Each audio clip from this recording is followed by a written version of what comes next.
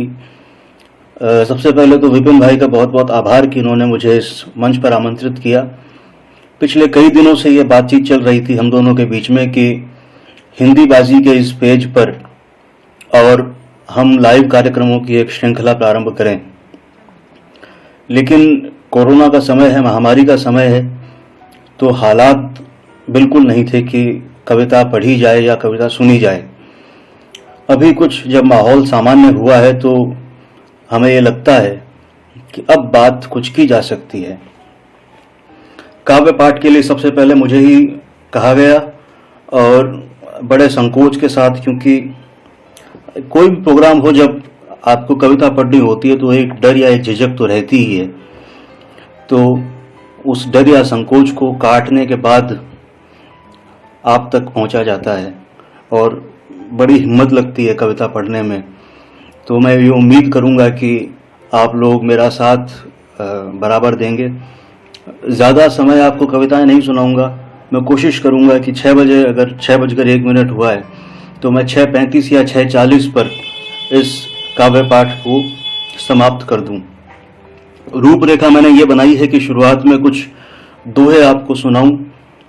मनीष यादव भाई नमस्कार, दीपक भाई नमस्कार, आप सभी लोग जो आए हैं आप सभी का नमस्कार। शुरुआत में कुछ दोहे सुनाऊंगा, उसके बाद छोटी बहर की एक आध गजलें और उसके बाद में मैं एतुकांत कविताएं सुनाऊंगा। विपिन भाई नमस्कार, स्वागत आप सभी का। और मैं पढ़ने में इतना मगन रहूंगा कि मैं शायद आपके कमेंट्स पे ज़्यादा गौर न कर पाऊं, बाद में सभी को रिप्लाई कर दूंगा। लेकिन अभी आप मेरे काव्य पाठ का आनंद उठाइए। जितना मुझे आता है, जितना मैंने सीखा है, मैं कोशिश करूंगा कि आपके सामने पेश कर सकूं।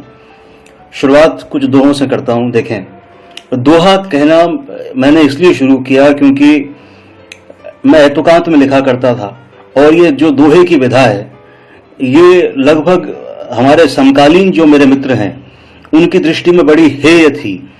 तो मुझे ये लगा कि कम से कम मैं कुछ दोहे कहूं। आदित्य रहबर भाई स्वागत आपका। तो मैंने कुछ दोहे कहने की कोशिश की। मैं कितना कामयाब हुआ नहीं हुआ वो आप बताएंगे। अब आप चलते रहिए बस। कि लेखन पर भारी पड़ा नए नए का शोर, इजहार भाई स्वागत। कि लेखन पर भारी पड़ा नए नए का शोर, हिंदी के मालिक बने अंग्रेजी के चोर। लेखन पर भारी पड़ा नए नए का शोर, हिंदी के मालिक बने अंग्रेजी के चोर। एक दोहा देखें कि आंखें थी कुछ चढ़ी हुई, आंखें थी कुछ चढ़ी हुई, लेखक था मशहूर। आंखें थी कुछ चढ़ी हुई, लेखक था मशहूर, अंग्रेजी में कह गया हिंदी पढ़ें जरूर। लेखक, आंखें थी कुछ चढ़ी हुई, लेखक था मशहूर, अंग्रेजी में कह गया हिंदी पढ़ें जरूर। और हिंदी के एक वरिष्ठ कवि ने कहा था कि मुझे हिंदी भाषा में लिखने पर अपराध बोध होता है, तो उनको मैंने जवाब दिया कि भाषा तो वह दूध जो उतरे मां के साथ, भाषा तो वह दूध जो उतरे मां के साथ, कोई दुष्ट कपूत ही खींचे अपने हाथ। भाषा तो वह दूध जो उतरे मां के साथ, कोई दुष्ट कपूत ही खींचे अपने हाथ। और एक दोहा देखें कि आंख उठाकर देखिए कहां छुपे हैं आप, आंख उठाकर देखिए कहां छुपे हैं आप, किलकारी की लाश को कंधा देता बाप। आंख उठाकर देखिए कहां छिपे हैं आप, किलकारी की लाश को कंधा देता बाप। और एक दोहा बेटियों के नाम, बहनों के नाम की, पहले सिस्टम का हुआ 100 बारी रेप। मैं वकील आदमी हूं, कोर्ट कचहरी को पिछले 3-4 साल से लगातार देख रहा हूं और 10 साल हो गए वकालत पढ़ते, तो 10 साल का अनुभव ही कह रहा हूं कि पहले सिस्टम का हुआ 100 बारी रेप, तब जाकर पैदा हुई इन दुष्टों की खेप। पहले सिस्टम का हुआ 100 बारी रेप, तब जाकर पैदा हुई इन दुष्टों की खेप। और डेवलपमेंट की, विकास की बात करते हैं लोग कि धरती माँ किससे कहे 2 सदियों का सोग। धरती माँ किससे कहे 2 सदियों का सोग, मेरे मौसम मार कर हंसते देखे लोग। धरती माँ किससे कहे 2 सदियों का सोग, मेरे मौसम मार कर हंसते देखे लोग। इस धरती का कर दिया हमने बेड़ा गर्क। ये पूरी ट्रेजेडी है, पूरे न केवल हिंदुस्तान की बल्कि पूरे विश्व की। आपने जो पिछले 2-3 सदियों में तांडव मचाया है विकास के नाम पर, आध्यात्मिकता के नाम पर, विकास के नाम पर, उसकी ट्रेजेडी क्या है कि इस धरती का कर दिया हमने बेड़ा गर्क। मठ तो खोले स्वर्ग के, काम लिए जूं नर्क। इस धरती का कर दिया हमने बेड़ा गर्क, मठ तो खोले स्वर्ग के, काम लिए जूं नर्क। और पड़ोसी देश है पाकिस्तान, चीन भी है, श्रीलंका भी है। एक छोटे से लेखक की अपील है कि तेरे मेरे मुल्क की जाने हैं अनमोल।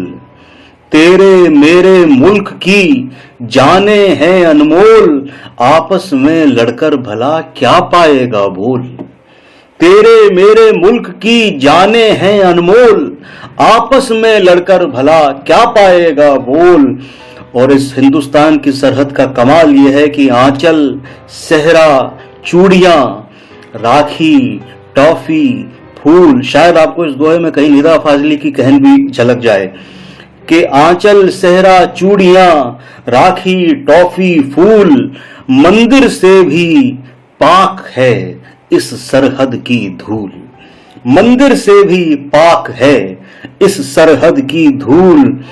और एक दोहा पूरा फिलॉसफी का है कि अर्थी ऊपर बैठकर देखा ये संसार। अर्थी ऊपर बैठकर देखे, लेखक वो है जो जीते जी मर जाए।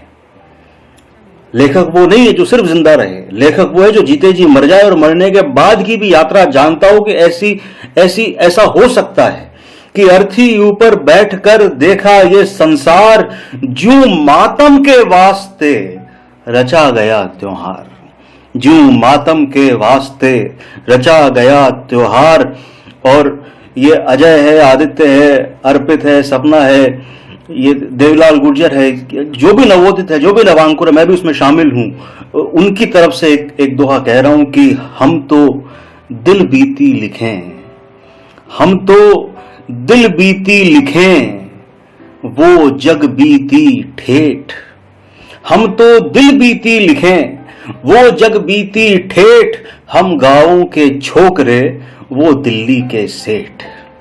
हम तो दिल बीती लिखें, वो जग बीती ठेठ। हम गांवों के छोकरे, वो दिल्ली के सेठ। और फिर फिलॉसफी देखें कि जीवन जैसे दीप है, धरती जैसे चाक। इस दोहे को आप महसूस कर लेंगे तो आप इस पे पक्का मुग्ध हो जाएंगे। मैंने जो सोच के कल्पना की थी, दीपावली पे कभी लिखा था कि जीवन जैसे दीप है, धरती जैसे चाक। ढल जाए तो रोशनी, ढह जाए तो राख।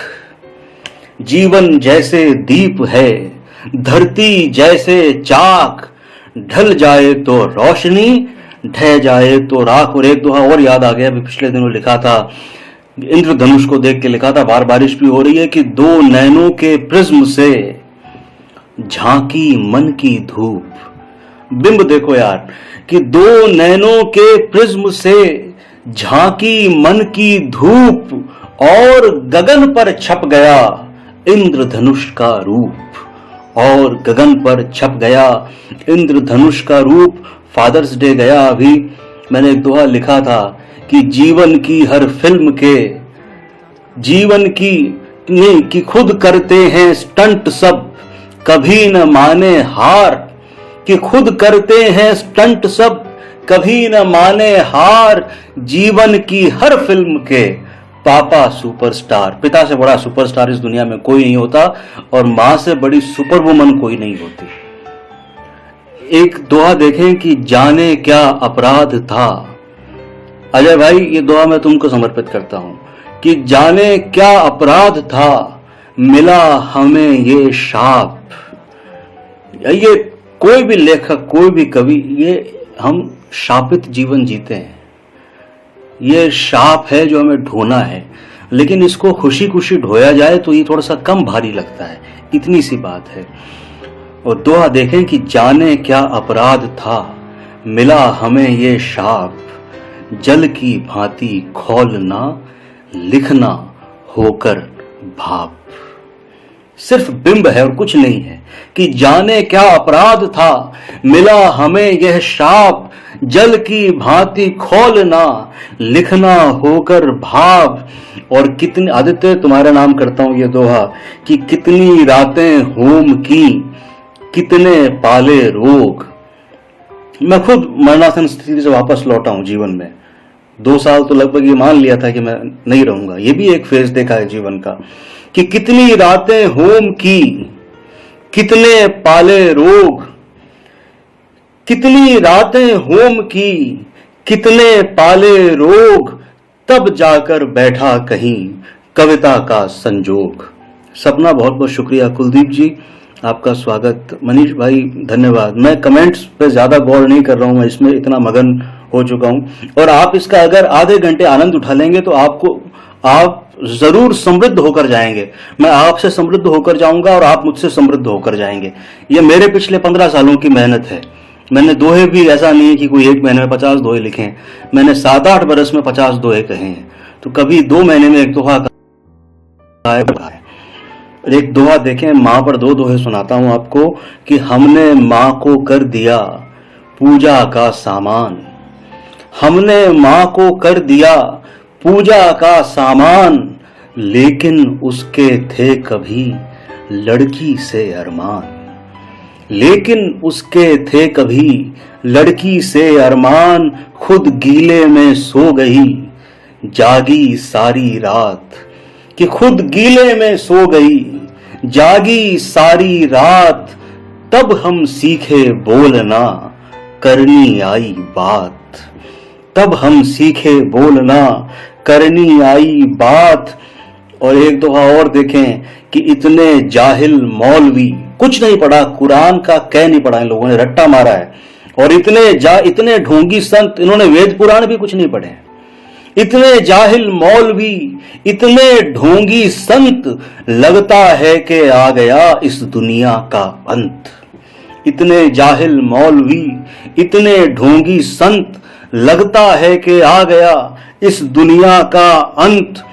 और विष्णु भाई आए हैं, एक दोहा विष्णु भाई आपके नाम करता हूं कि जलती आंखें देखकर बोला दर्पण कौन, जलती आंखें देखकर बोला दर्पण कौन, चिल्ला कर मैंने कहा अब तक था जो मौन, जलती आंखें देखकर बोला दर्पण कौन, चिल्ला कर मैंने कहा अब तक था जो मौन, तुमने मुझको दे दिए। लेखक तो प्यार से पैदा होता है, इश्क से, मोहब्बत से, बर्बादी से, उसी में उसकी आबादी है कि तुमने मुझको दे दिए इतने ज्यादा छंद, अब मरने के बाद ही होगा लिखना बंद।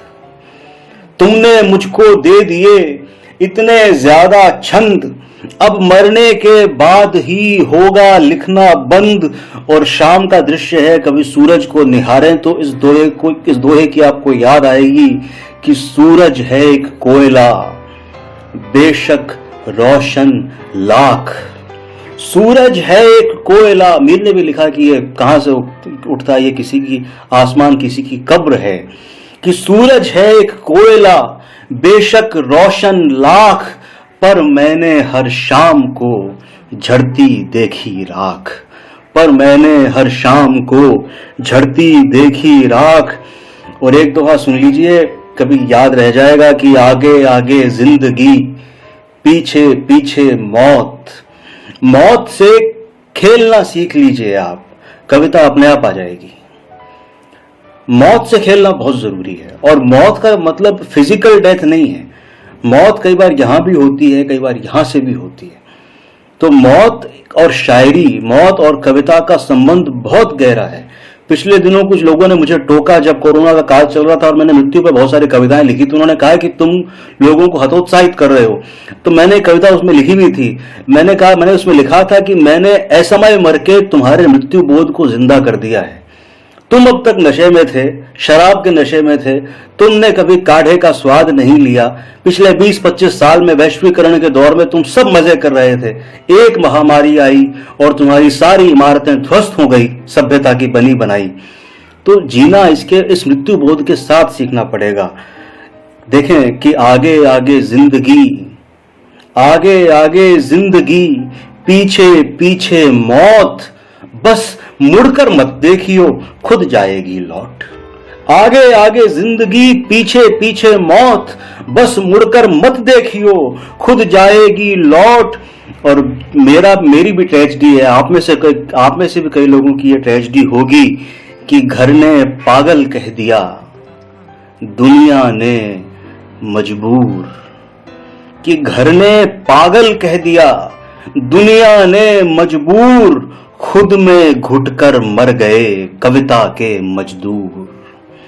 कि घर ने पागल कह दिया, दुनिया ने मजबूर, खुद में घुटकर मर गए कविता के मजदूर।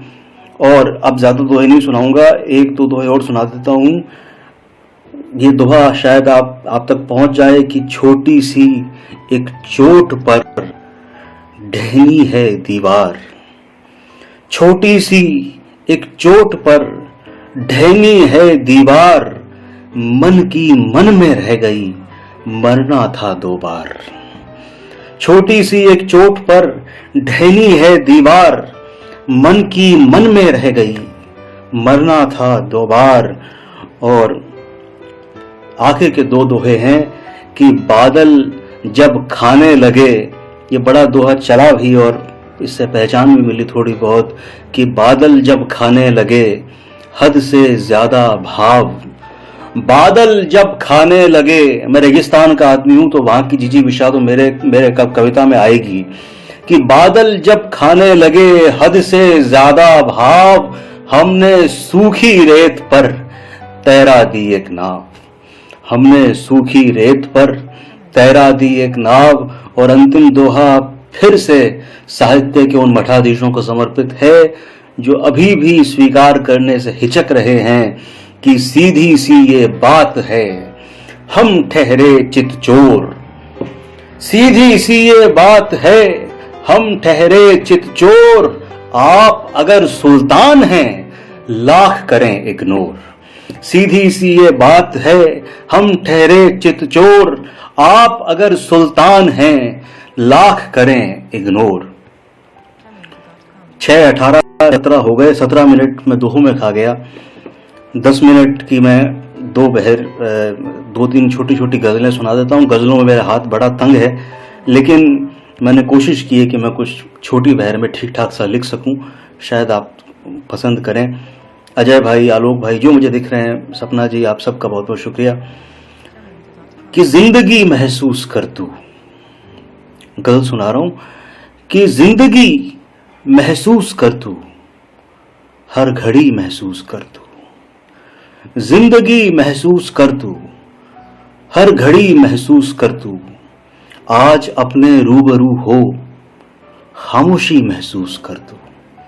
आज अपने रूबरू हो, खामोशी महसूस कर तू। मान ले तू ही खुदा है, ये सारा खेल फिलॉसफी का है कि मान ले तू ही खुदा है। बंदगी महसूस कर तू, याद कर पहली मोहब्बत। याद कर पहली मोहब्बत, धुक धुकी महसूस कर तू। याद कर पहली मोहब्बत, धुक धुकी महसूस कर तू। चांद पर ये दाग मत गिन, चांद पर ये दाग मत गिन। चांदनी महसूस कर तू। चांद पर ये दाग मत गिन, चांदनी महसूस कर तू। सब तुझी पर हंस रहे हैं। फिर ट्रेजेडी का सवाल है, मुझ में भी कई बार, क्योंकि हम जिस पीढ़ी में पैदा हुए तो जॉन एलिया साहब बड़े मशहूर हो चुके थे, तो उनको इतना पढ़ा, उनको इतना देखा कि कहीं ना कहीं, अब जॉन एलिया साहब तो जीते जी कभी नहीं बन सकते, लेकिन उनकी झलक कहीं ना कहीं आ जाती है कि चांद पर ये दाग मत गिन, चांदनी महसूस कर तू, सब तुझी पर हंस रहे हैं, सब तुझी पर हंस रहे हैं, ये हंसी महसूस कर तू, सब तुझी पर हंस रहे हैं, ये हंसी महसूस कर तू, देख मैंने क्या लिखा है, देख मैंने क्या लिखा है, अरे आँच सी महसूस कर तू, देख मैंने क्या लिखा है, आँच सी महसूस कर तू, दिल जले की ये दुआ है, तो फकीर आदमी, दिल जले की ये दुआ है, जा खुशी महसूस कर तू, दिल जले की ये दुआ है, जा खुशी महसूस कर तू। बड़ा भारी हो गया माहौल, थोड़ा सा हल्का करता हूं। कभी एक तुकबंदी लिखी थी किसी को इम्प्रेस करने के लिए, सुंदरता थी कि बिंदिया कजरा लाली झूमर कितनी सुंदर दिखती हो, बिंदिया कजरा लाली झूमर कितनी सुंदर दिखती हो, चाल में राजस्थानी घूमर कितनी सुंदर दिखती हो।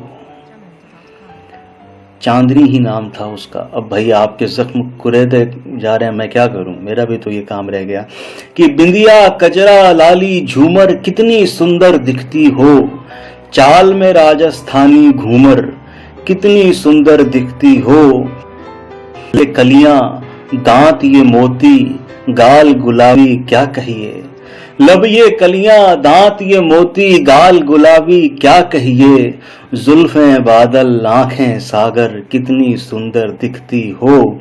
और शेर देखें कि हीरा पन्ना मोती माणक चांदी सोना जो भी हो, अरे हीरा पन्ना मोती माणक चांदी सोना जो भी हो, तेरे आगे सब कुछ पत्थर कितनी सुंदर दिखती हो।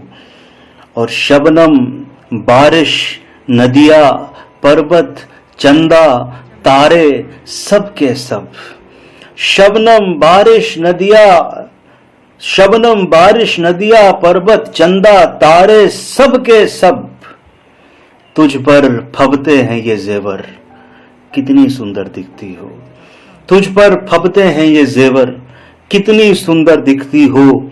और सेक्सी आइटम माल पटोला नया जमाना कहता है, सेक्सी आइटम माल पटोला नया जमाना कहता है, लेकिन मैं तो ठहरा शायर कितनी सुंदर दिखती हो।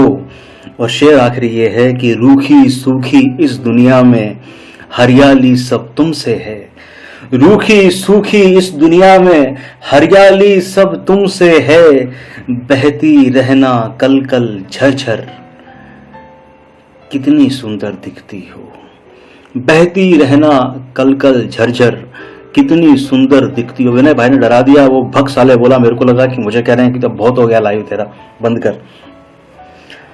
अच्छा, एक गजल आपको सुना दूं। ऐसा हुआ था कि इसी कोरोना में और एक दोस्त चलता रहा, सहपाठी था, उसकी मृत्यु हो गई। तो उसके अंतिम संस्कार में मैं जा नहीं पाया, तो बड़ी पीड़ा हुई, क्योंकि कई सालों का साथ था, तो आदमी कमजोर तो पड़ता ही है। तो जब मैं जा नहीं पाया तो मैंने उसके नाम पे एक गजल लिखी। मैं कोशिश करता, ये सामने आ गया अचानक से कि कुछ दिन दाना पानी है, सबको एक दिन जाना होगा, सबको। अजय भाई गजल सुनना यार। कि कुछ दिन दाना पानी है, सबको एक दिन जाना होगा, परछाई तक फानी है, सबको एक दिन जाना होगा। कि कुछ दिन दाना पानी है, सबको एक दिन जाना होगा, परछाई तक फानी है, सबको एक दिन जाना होगा, तुमसे पहले मैं जाऊं या मुझसे पहले तुम जाओ। तुमसे पहले मैं जाऊं या मुझसे पहले तुम जाओ, इसमें क्या हैरानी है, सबको एक दिन जाना होगा। मुझसे पहले तुम जाओ या तुमसे पहले मैं जाऊं, इसमें क्या हैरानी है, सबको एक दिन जाना होगा। होठ यही दोहराते हैं कि यार नहीं मर सकता पर, होठ यही दोहराते हैं कि यार नहीं मर सकता पर, आंखों में वीरानी है, सबको एक दिन जाना होगा। और शेर ये देखें कि पेट में रोटी सर पे छप्पर, आंख में थोड़ा पानी बस। पेट में रोटी सर पे छप्पर, आंख में थोड़ा पानी बस, बाकी सब नादानी है, सबको एक दिन जाना होगा। बाकी सब नादानी है, सबको एक दिन जाना होगा।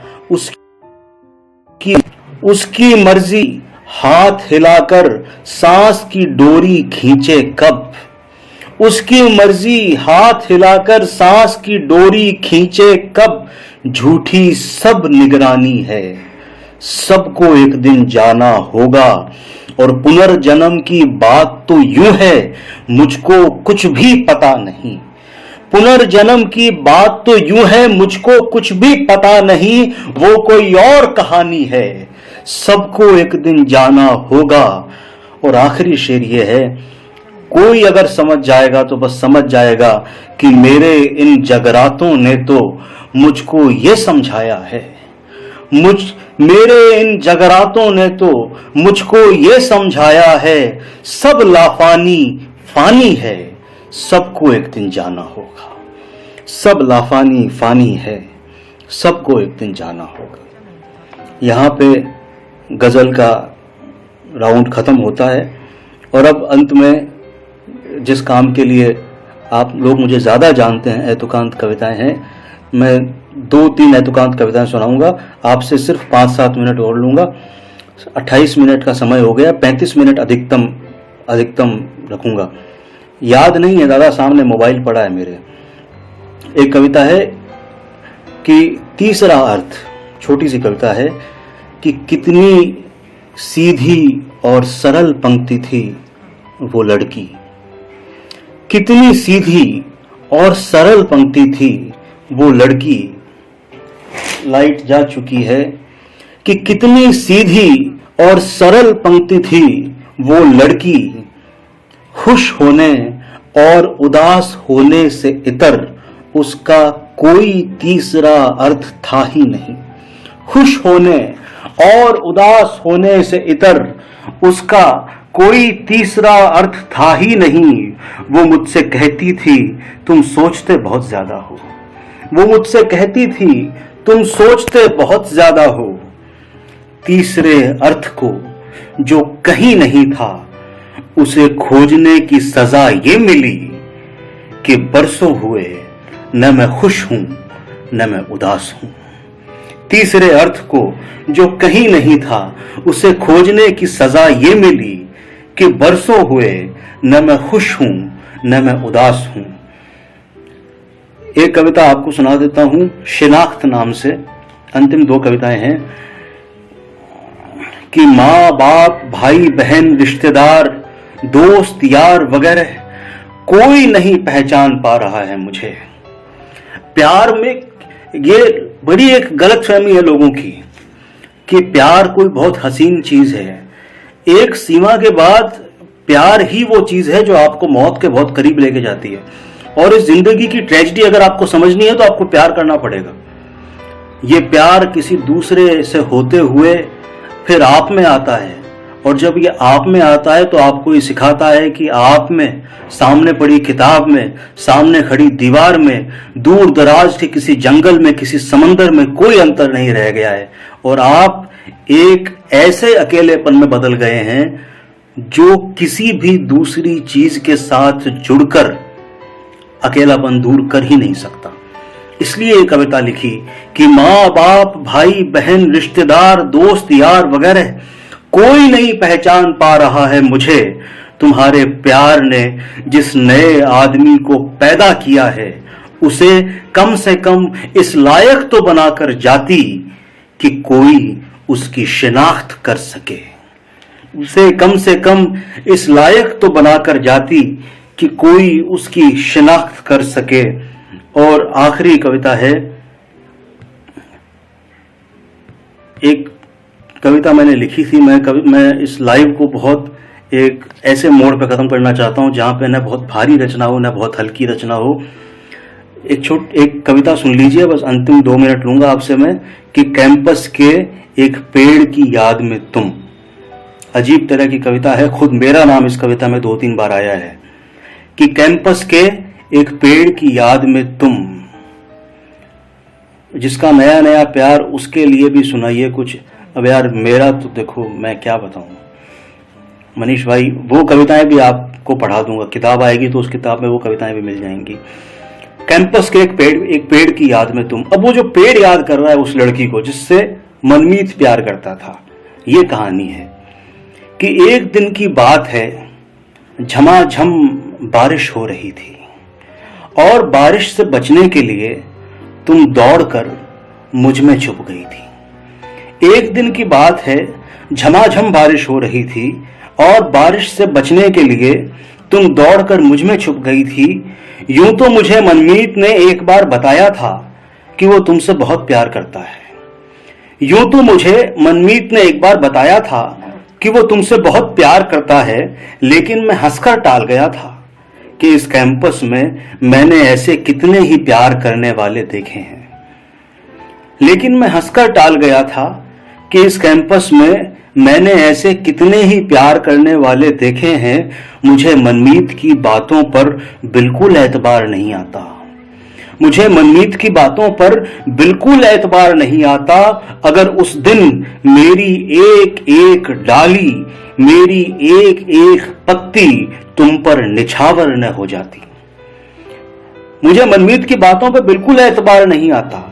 अगर उस दिन मेरी एक एक डाली, एक एक पत्ती तुम पर निछावर न हो जाती। कितनी ही बारिशें आईं और गईं, कितनी ही लड़कियों ने मेरी टेक ली, लेकिन उस मीठी सी छुअन को अब भी तरसता हूं मैं। लेकिन उस मीठी सी छुअन को अब भी तरसता हूं मैं, जो एक अधेड़ पेड़ को 25 बरस का लड़का बना दे। कविता का शिल्प देखिए आप कि कितनी ही बारिशें आईं और गईं, कितनी ही लड़कियों ने मेरी टेक ली, लेकिन उस मीठी सी छुअन को अब भी तरसता हूं मैं, जो एक अधेड़ पेड़ को 25 बरस का लड़का बना दे। मैं दिल ही दिल में दुआ करता रहा कि ये बारिश कभी न थमे। मैं दिल ही दिल में ये दुआ करता रहा कि ये बारिश कभी न थमे। तुम मुझे छोड़कर कहीं न जाओ, यहां तक कि मनमीत के पास भी नहीं। तुम मुझे छोड़कर कहीं न जाओ, यहां तक कि मनमीत के पास भी नहीं। तभी अचानक एक गाड़ी आई, तभी अचानक एक गाड़ी आई, खिड़की खुली, किसी ने आवाज लगाई, अंदर आ जाओ। तभी अचानक एक गाड़ी आई, किसी ने आवाज लगाई, अंदर आ जाओ। और तुम उस गाड़ी में बैठकर चली गई, और तुम उस गाड़ी में बैठकर चली गई। खुदा ही जानता है कि उन चंद सेकंडों में मैं 25 बरस के लड़के से 45 बरस के अधेड़ में कैसे बदल गया। खुदा ही जानता है कि उन चंद सेकंडों में मैं 25 बरस के लड़के से 45 बरस के अधेड़ में कैसे बदल गया। और मैंने एक बूढ़े की तरह आसमान से दुआ मांगी, काश इस गाड़ी में मनमीत बैठा हो, काश इस गाड़ी में मनमीत बैठा हो। लेकिन वो तो कोई और था, लेकिन वो तो कोई और था।